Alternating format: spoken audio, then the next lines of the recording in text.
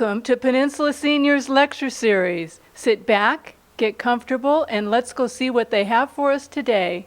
Well, good morning, everyone, and welcome once more to one of the Peninsula Seniors free Wednesday morning lecture programs. We're particularly fortunate to have with us this morning a combat veteran of World War II who flew P-40 Warhawks in the Chinese-American composite wing. And our speaker, Mr. Hal Javitt of Palos Verdes Estates, is going to carry through for us and share some of his experiences in China. So please join me in welcoming Mr. Hal Javitt.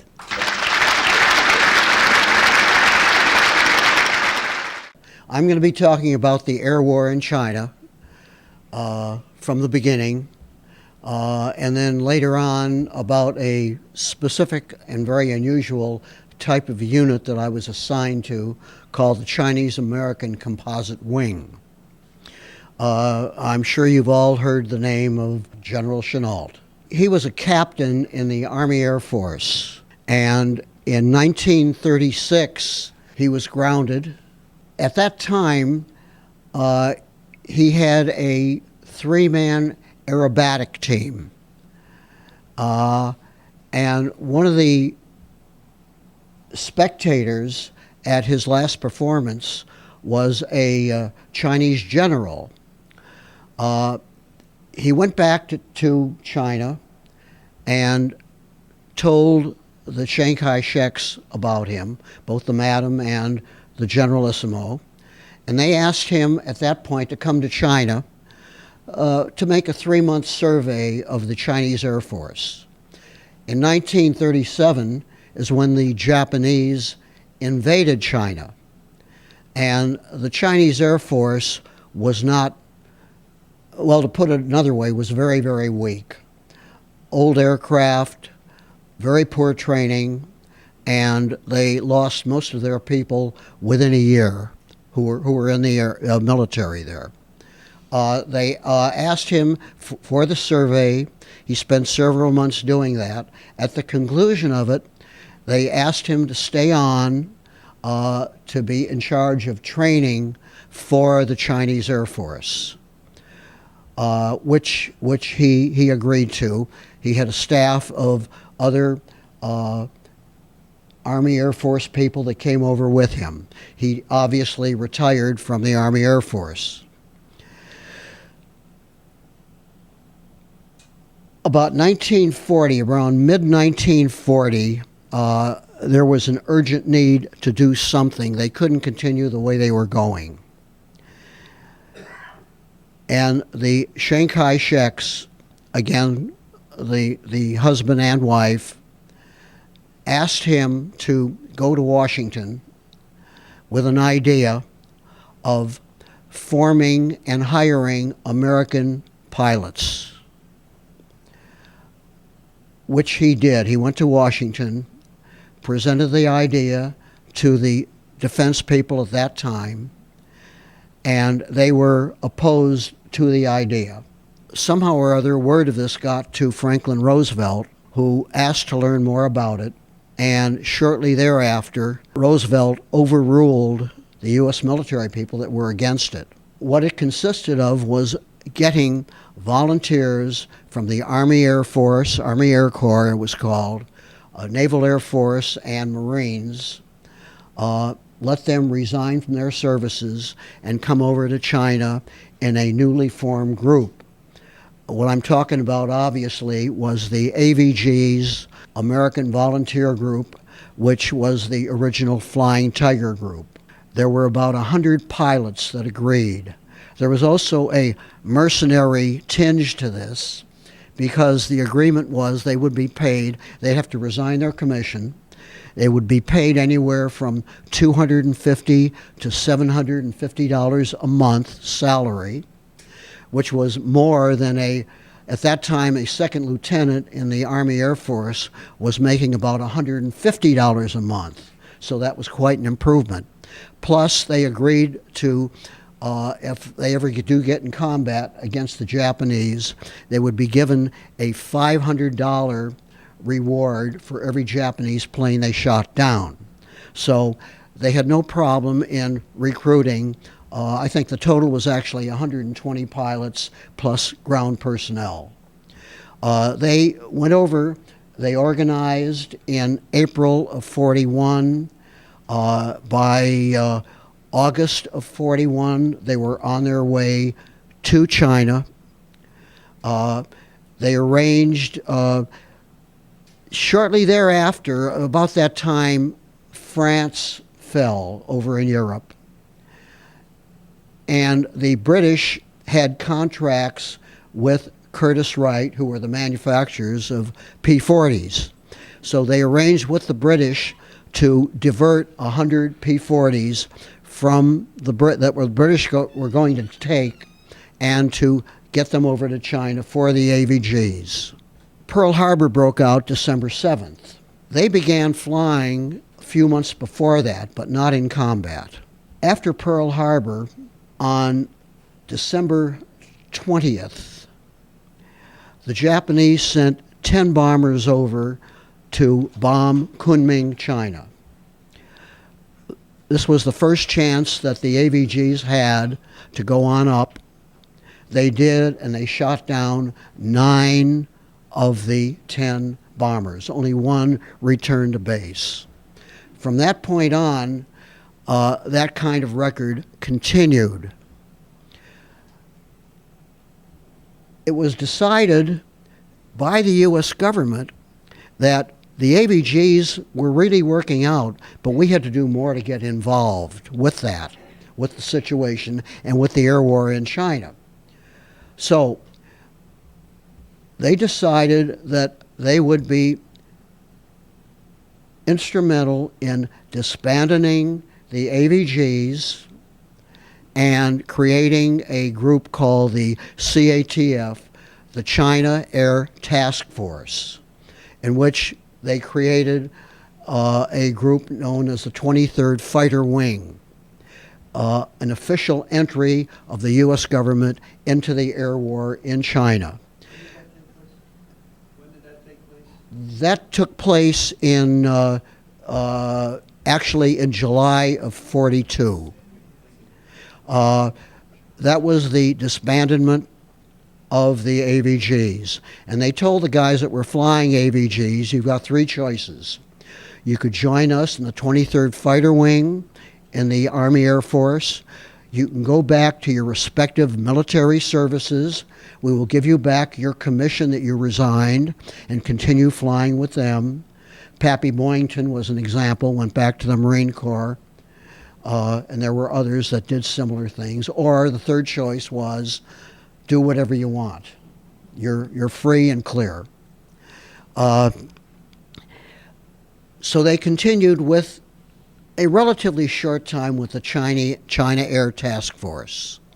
Again, they were using P-40 aircraft.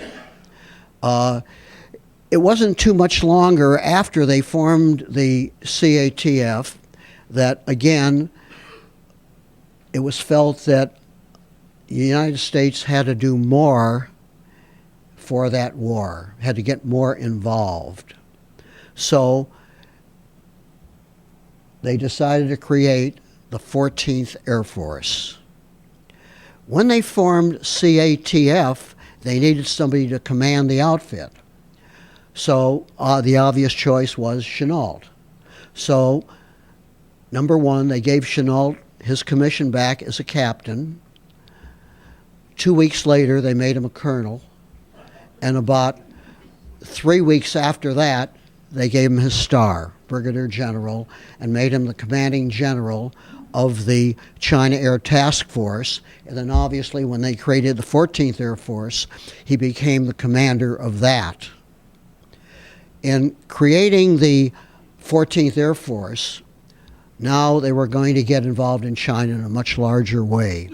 They sent in approximately 5 fighter groups and a 1, 2, 3 B-25 medium bomber groups and 1 B-24 heavy bomber groups.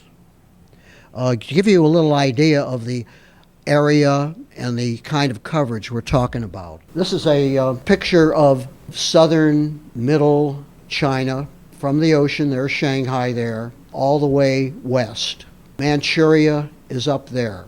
What the Japanese were doing was maintaining control of China and expanding their control of China by means of the main corridors of transportation and communication, namely the railroads that you see there, the rivers. There are many rivers running the length of China, leaving many neutral pockets, the white areas. The country was so vast that the Japanese could not assume control of every square mile of the country. It left a lot of openings. The 14th Air Force then stationed these various fighter groups in various locations in the mainland, starting Hankow, Paluchi, going on down to the various areas like that. The Japanese first came into China in the Manchuria area, which was up north. As we became more active in the 14th Air Force, their forces continued going south along these main corridors. And as they went south, if there were American outfits involved, they had to move out and move further south. And needless to say, of course, the Japanese also controlled the entire coastline. The 14th Air Force continued to fight with the Japanese along those main areas. There were a lot of handicaps because in 1941, there was one main road into mainland China to carry supplies from Burma.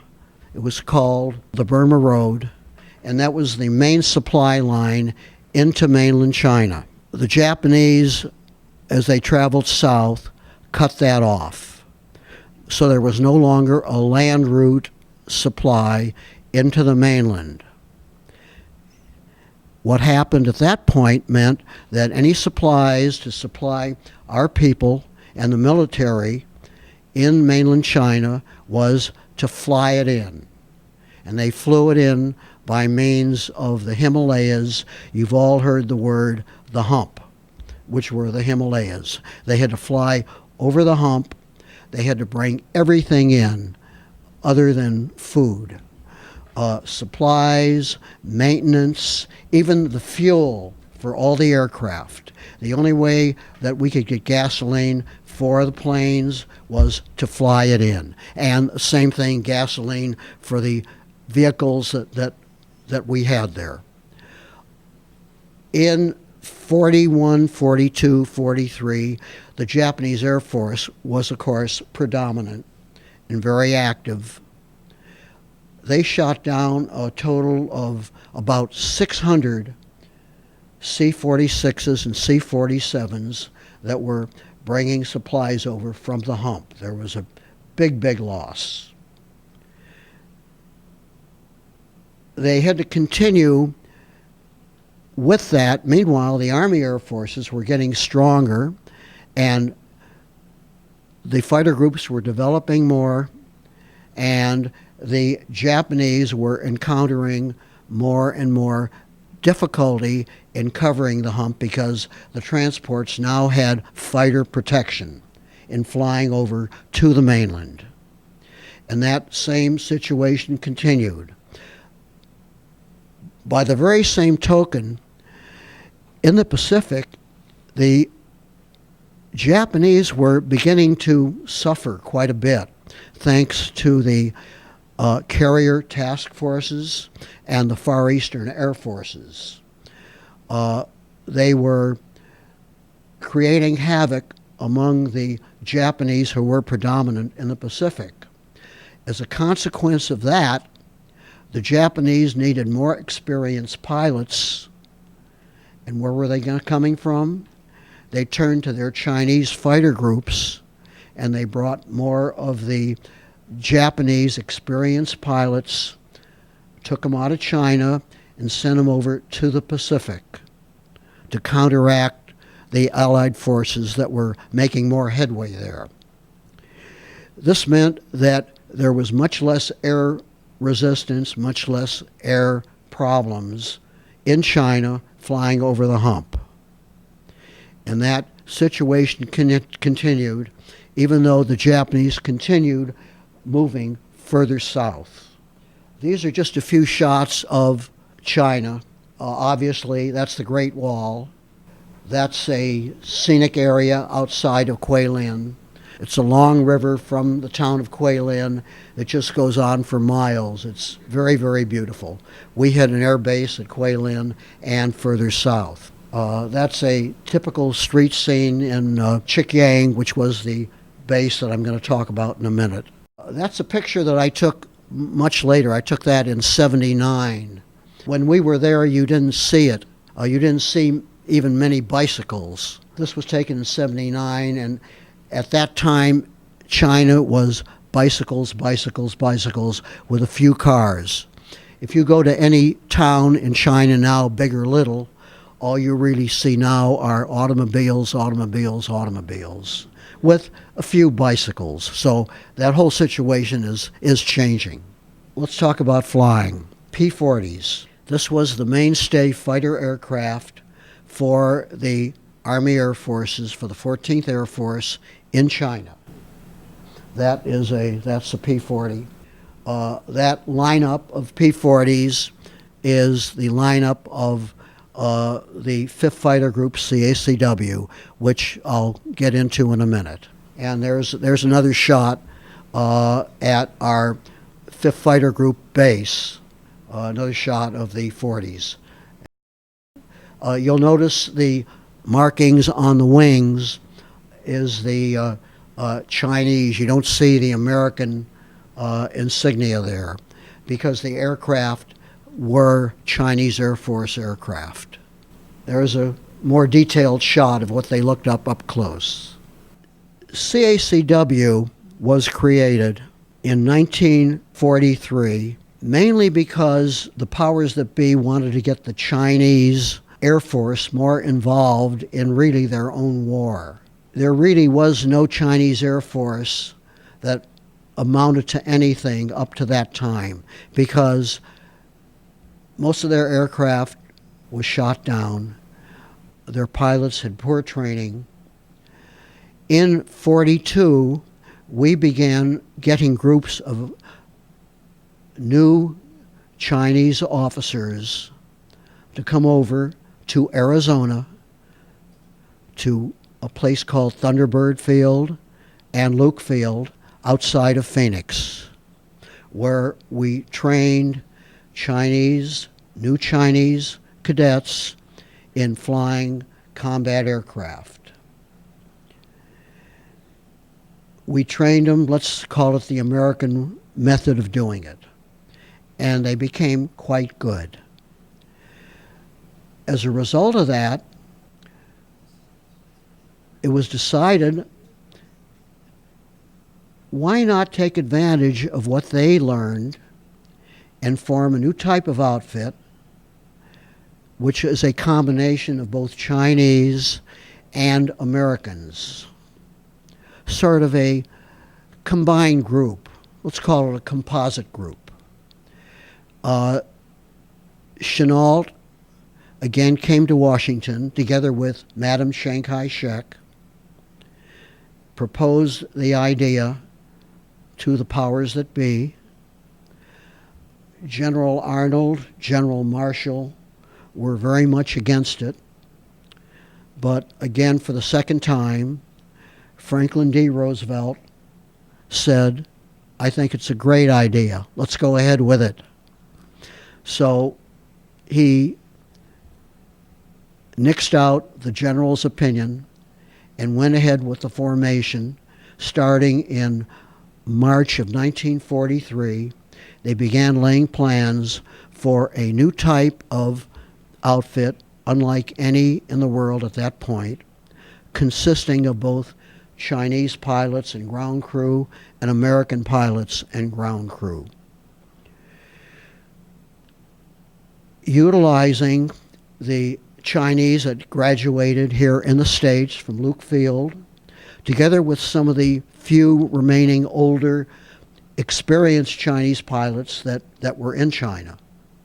The outfit was really a part of the Chinese Air Force, hence the markings on the aircraft had Chinese markings on them. It was decided that the outfits would consist of mainly Chinese, but a handful of Americans would be the squadron commanders, flight leaders, etc. It ended up where the composition of these groups consisted of 8 or 9 American officers and 20 American enlisted men, together with 20 Chinese pilots, 20 to 25, and about 120 to 150 Chinese enlisted people, mechanics and so on, of all of whom had to be trained. They formed 2 fighter groups, each with 4 squadrons, and 1 B-25 group. They started in late 1943, and they put the group at a air base called Malar outside of Karachi, India, which of course is now Pakistan. And that was going to be the training ground for this new combined outfit, which they gave the name as CACW, Chinese American Composite Wing. They trained in Malar for about 3 months, flying together, ground school, etc., everything involved. And they began moving the outfits into China.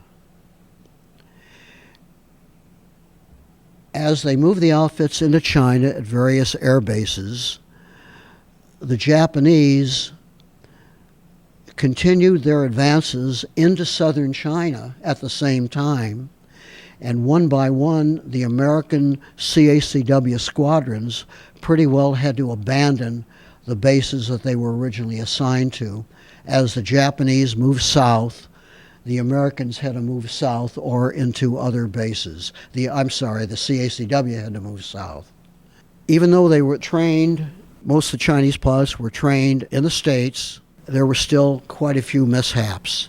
We had a number of landing accidents. For example, the lead plane would land and the second plane behind it would be too close, and you would see the consequences. This is an example where the plane in the rear would overtake and end up on top of the lead plane, needless to say, injuring or killing the pilot. There were a number of accidents like that. It all came up to experience.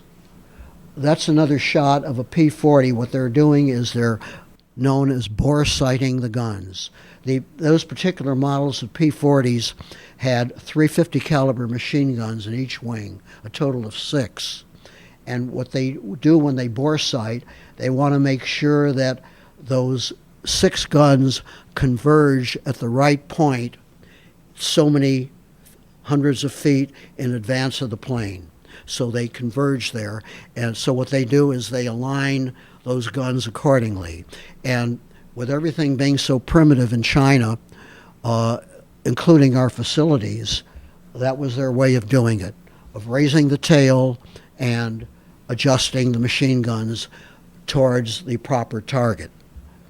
Because of Japanese air raids, which continued all through 42, 43, much less in 44 and non-existence in 45, we did have on our base a number of camouflage and phony P-40s.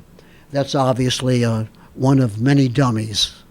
CACW had a goal of providing air cover, being on the offense, protecting the bases, and going after Japanese lines of communications, the railroads, the rivers. There were no long highways to speak of.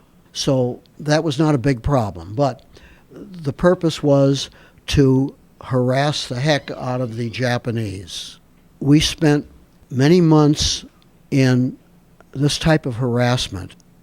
By 1944, Japanese air forces, as I mentioned previously, because of the needs of the Pacific, Japanese air forces were greatly decreased in 44, and in 45 they were practically non-existent.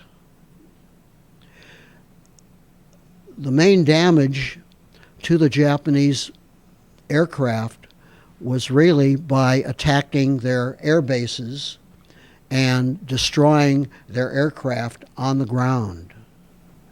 One of the missions of CACW was to attack these air bases, and in many cases on these raids, we destroyed 25, 50, as many as 75 fighters on the ground.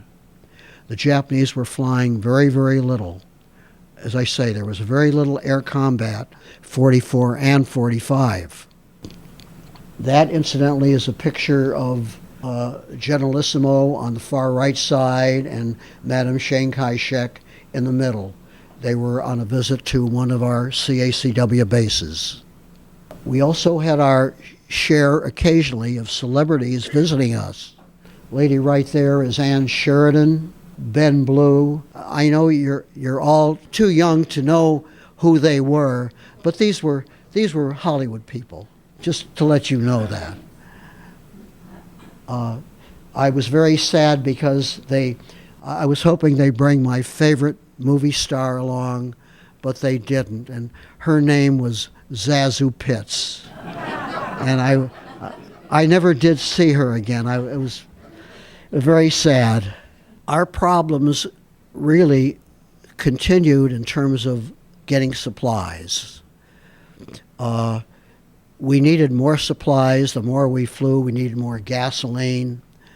The Burma Road was still closed, and we had great difficulty in getting our supplies in.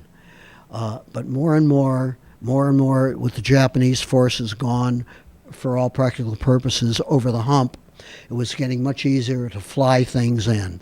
We even got in some B-29 bombers starting in late 44, coming in, and although they were based in India, they'd fly into China, refuel, and begin flying missions over to Japan. So,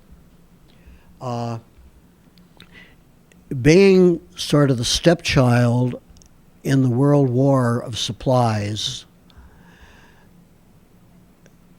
the China Theater and the 14th Air Force was the last group to get much of anything. And a good example of that were P-51 fighters. Our P-40s were not fast, slow rate of climb. We learned not to maneuver with Japanese aircraft. If we didn't have the advantage of altitude or some other things, we would not try to engage in the so-called famous dogfights, because their turning radius was much better than ours. They were much lighter aircraft, so we avoided that unless we had a distinct advantage. The rest of the world was flying P-51 Mustang fighters. It became very common starting in 43 and 44. The China Theater didn't get any 51 Mustangs until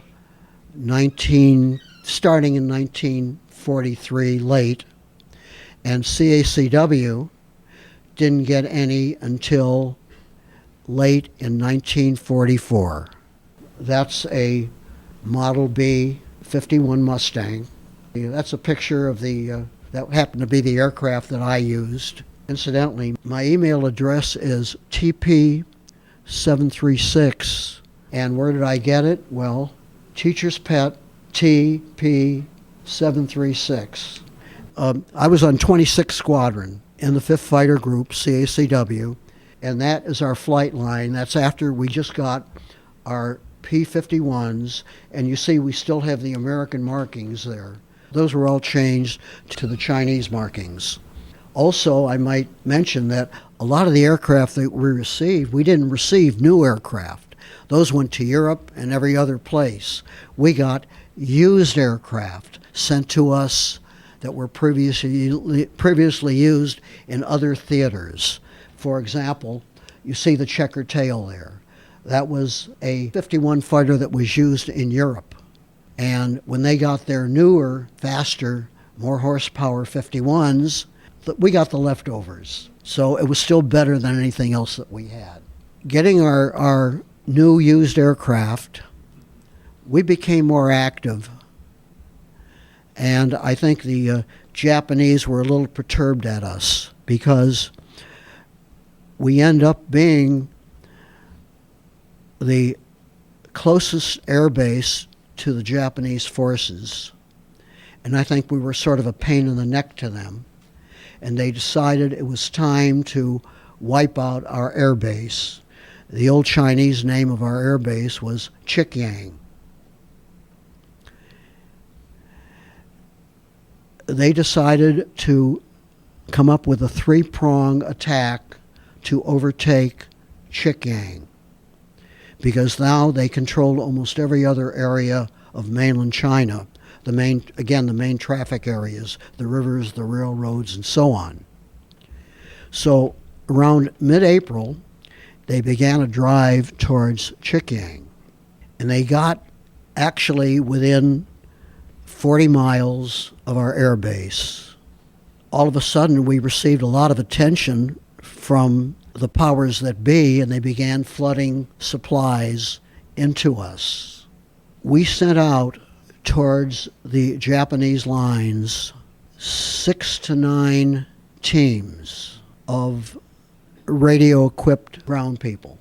We were the only base left to fight the Japanese, and we had to do something to this offense. So with these ground control teams, we, starting in April of 45, we began concentrating on keeping them away from Chikyang.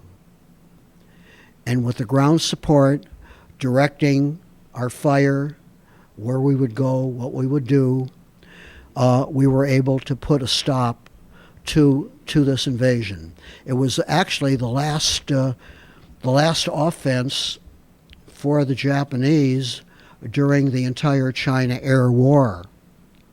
This is the ball warning net.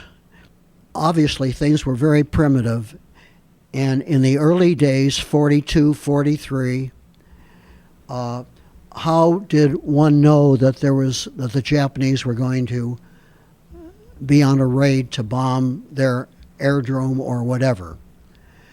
What the Chinese did, with the help of the Americans, they placed radio teams in every 50-mile distance, including close to the Japanese air bases. And when they saw the Japanese take off on missions, and I'm talking now about the 1941, 42, 43, they would raise at the American bases, on a pole, they would raise what they call one ball. As the Japanese proceeded towards and got a little closer to the American bases, they'd raise another ball, meaning, hey guys, they're on the way. Better get into your holes or whatever defensive mechanism you have. And the ultimate was 3 balls, another third ball. That would mean they're practically here. By that time, everybody was scattered, and you wouldn't worry about the third because you knew it was imminent. I mentioned before where CACW, where each of these squadrons had 8 or 9 American officers, 7 of which were pilots. This is a shot of the pilots of 26th Squadron, which I was in. And that is a shot of the same group, our 26th Squadron, of the Chinese pilots, anywhere from 20 to 25. And these are fellas that we lived with and flew with and became very close with. Now, language. Language, of course, was a barrier. Some of the Chinese spoke good English. Most of them did not. But they all learned enough English, and we learned enough Mandarin phrases that in the air we could communicate with them. Short words, short sentences, meaning if the flight leader is going to make a change and do something in the way of a maneuver, we could at least make ourselves be known. Because over our radios, we'd advise instructions both in English and in the few Mandarin phrases that we knew. And some of the other guys would pick it up, and all in all, everybody understood what was happening. Needless to say, maintenance was pretty rough. This is a typical maintenance crew. These two fellows are Chinese. That's the American. Again, being very primitive, and if we had to change an engine in an aircraft, this is the means they used to hoist the engine out of the aircraft. They wheel the aircraft to the suspension rods, and by means of chains and pulleys, pull that engine out and replace it. Very, very primitive. No indoor hangars, no nothing. With the Chinese, flying with them, getting to know them, they're getting to know us. As time went on, we really became very, very close. Each month, we would throw a banquet for the Chinese and the American pilots. One month, the Americans would throw it. Next month, the Chinese would throw it. The Chinese, however, would make all the arrangements. It would either be at our mess hall, or it would be at a private place in the small town that we were based at. But in doing so, we really got to know each other. And we really became very, very, very close. Even to the point that after the war, and after the Chinese Air Force at the end of the war moved to Taiwan, quite a number of these fellows moved to the States and became American citizens. And I might say I am still in touch with probably 5 or 6 who are still around, who live somewhere in the States here. So it was a long, long friendship, really a lovely friendship. One of our goals was to interrupt the Japanese as much as we could. Hence, we attacked their transportation lines, their communication lines. That's a locomotive that was just shot up. Obviously, once it's shot up, no more steam, no more motion. It's frozen. Sometimes the trains had ammunition cars. We would attack the freight cars, the engine, all of it. Sometimes we'd be able to blow them up. Another thing that we did a lot of bridge busting. That's a bridge. This is a section of the bridge that was wiped out. We could carry on the P-40s. We were limited 250, some 500-pound bombs under each wing. With the 51s, it was relatively easy to carry 2 500-pound bombs, and that's what normally we would use to try to blow up the bridges. We'd normally send in 4, 6, 8 fighters, each following each other, going over the target and dropping your load. There's another example. This whole span was destroyed. Why the bridges? Obviously, that's one of the transportation routes for the Japanese. That right there was the damage. One thing that was very common and very unusual, unlike today's kind of wars where helicopters were non-existent, we had losses. We lost planes, we lost pilots. However, of the pilots, and not just CACW, but this includes the 14th Air Force, other fighter squadrons. If one of the fellows had to bail out or had to crash land in occupied territory, and they survived that they weren't killed or badly injured, I would say that in probably a good 80% of those fellas were able to walk out of occupied China. They had quite a guerrilla system in China, and a lot of these fellas that landed were immediately grabbed by Chinese guerrillas. And a couple of them were assigned to accompany that pilot and help him walk out of occupied China through the Japanese lines. This is an example of two of our guys. You can see the two fellas on each end dressed in Chinese garb. They would immediately dress them up like that, and they travel at night. They travel under conditions that were best for them to evade the Japanese troops and walk out of the mainland. Some of our guys spent as long as 6 weeks walking out of mainland China. Unfortunately, there were no buses to pick up to drive them out, so they had to do it the hard way. But the whole thing was very, very successful, and it was a situation that not too many people knew about. So the recovery of downed pilots, if they weren't at that point killed, was very high. CACW also had in formation a B-25 medium bomber group.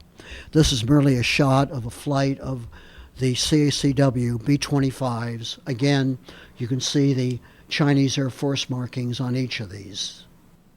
What you see here is one of the CACW B-25s that ran over the edge of the runway and collapsed. Our airstrip was a very short airstrip, which was fine for fighter aircraft. It was too short for anything larger than fighter aircraft. It was approximately 3,000 to 3,500 feet long. To accommodate the heavier aircraft, it had to be lengthened. So, in April of 1945, they embarked on a venture to increase the length of the runway by 1,000 to 1,500 feet. What transpired is actually amazing. The contours of the surrounding area around the airbase were a series of hills and valleys. Our runway being short was somewhat like an aircraft carrier because at both ends of the runway we had a 40 to 50 foot drop. If we didn't land on that runway and stop in time, we would go over. We had a few, this what you see there was not a serious accident. We had other accidents where 25s and a few other C-46 cargo aircraft actually went over, crashed, and burned. To do this involved bringing in, and I'm not exaggerating about this, 20 to 30,000 Chinese laborers to move everything manually, to lower some of the hills and take that dirt and put it at the end of the runway that they were lengthening, to fill up from 40 to 50 feet up to runway level and then work on the surface of those runways. It was really a sight that normally you wouldn't believe.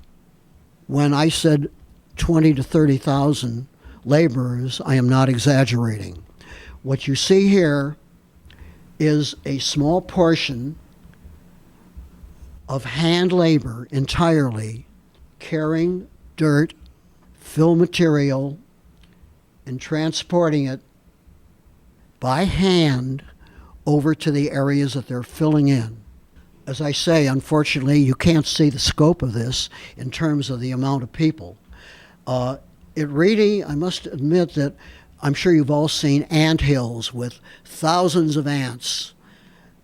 It actually looked like a group of thousands of ants moving all over, hauling, and incidentally, how would they haul it?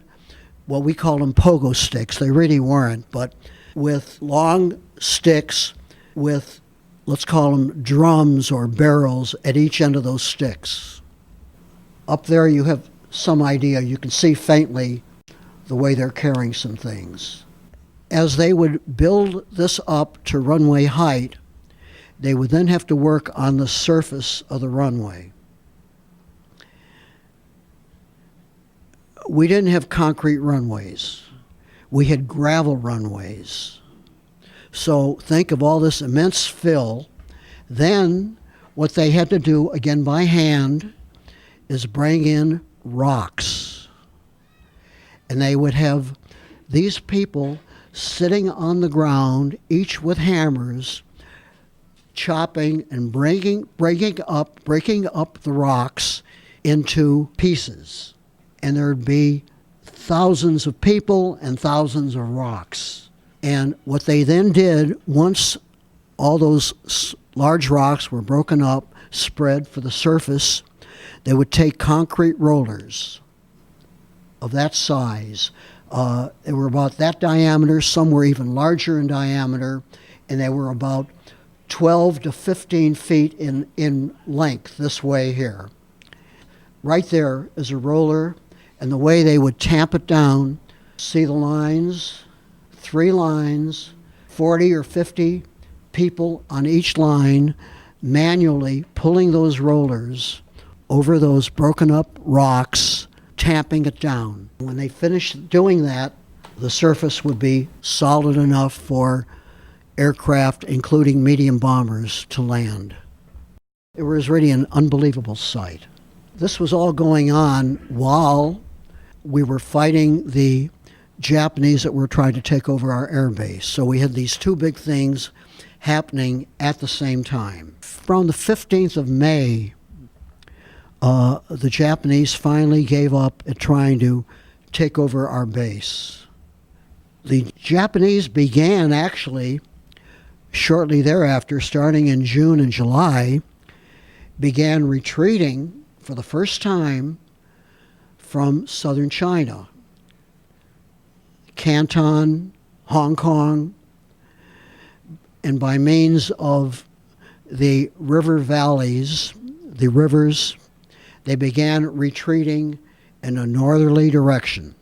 And for the very first time along their lines of communication and their rivers, we had openings, gaps 50 to 100 miles long where they didn't control because they were busy trying to get their troops out. We did spend a lot of time attacking these retreating lines, attacking them. Our loads on our Mustangs were fragmentation bombs and or napalm. They did suffer a lot of losses during that time.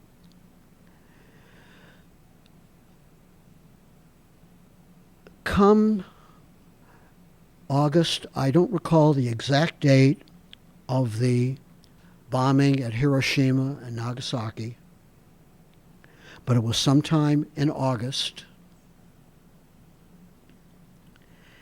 And on August 22nd, 1945, we took 2 fighter planes, 2 51s, and 2 Chinese pilots from each of the 4 squadrons. And these 8 planes took off from Chikyang to fly towards Hengyang, which was the main Japanese base, and they rendezvoused over Hengyang with a Japanese Topsy transport. And they escorted that transport back to our base at Chikyang. What you see there is the Topsy just after it's landed. And all of us, American and Chinese, are somewhere in the crowd.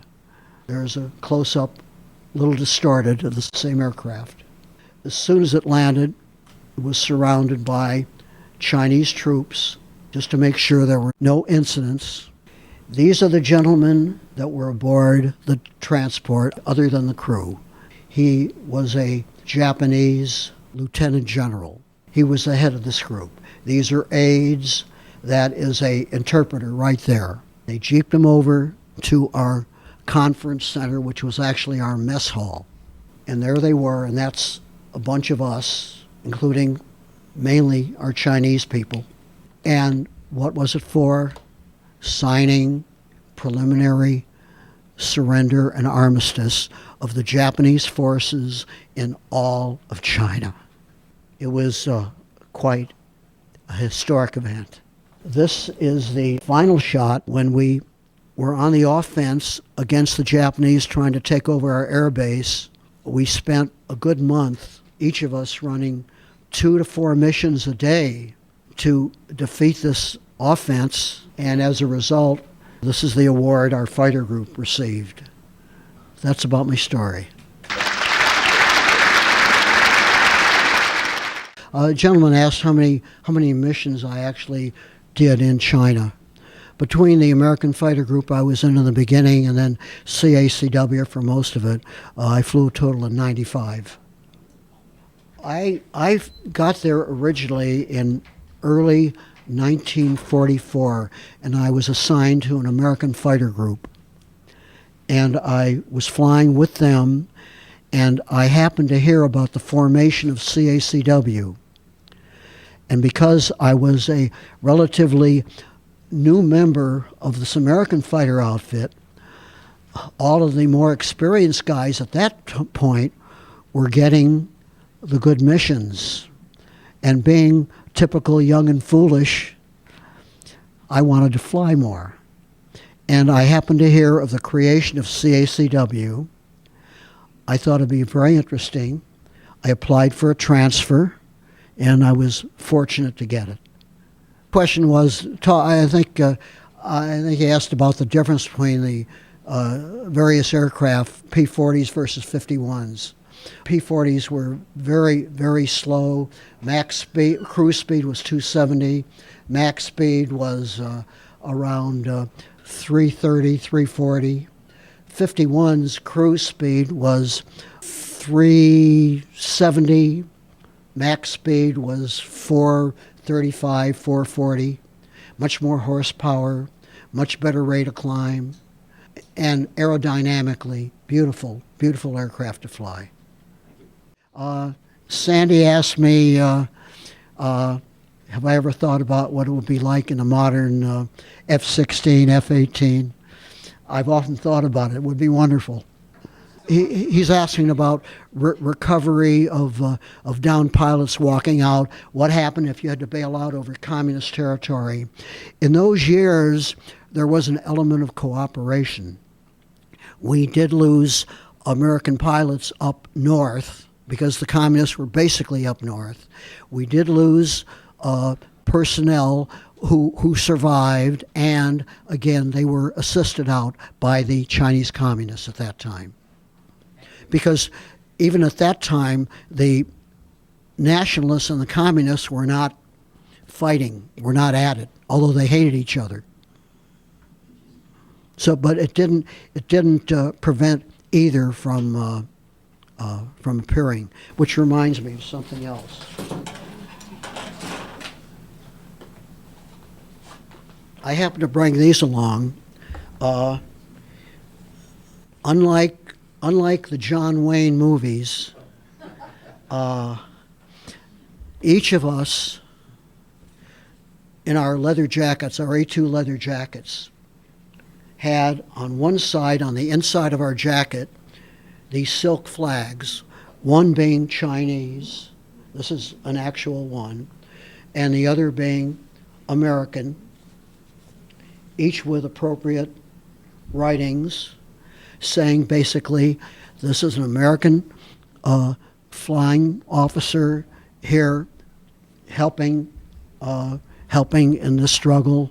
Would you please help him, leave or escape or whatever? And we had these sewn on the inside of our A2 jackets. And I still have these. It says this is the foreign American come to China to help us to fight the war. And Chinese army and people should always help them or to save them. That's issued by Air Force, Chinese Air Force. That's what it says. I was there 1939 to 1945. And I was the students in the Kunming Air Force Base, AVG Air Force Base. And the Japanese bombed the coming every day, bomb us until AVG, 1941, AVG come in.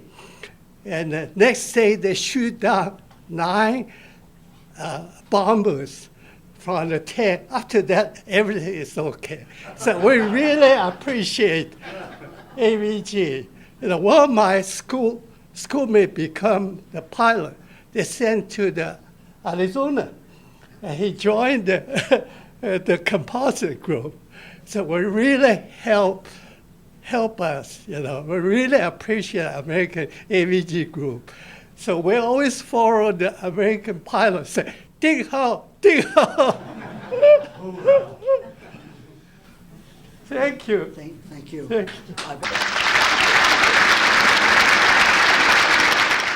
Thank you for watching Peninsula Senior Lecture Series. I'm Betty Wheaton. See you next time.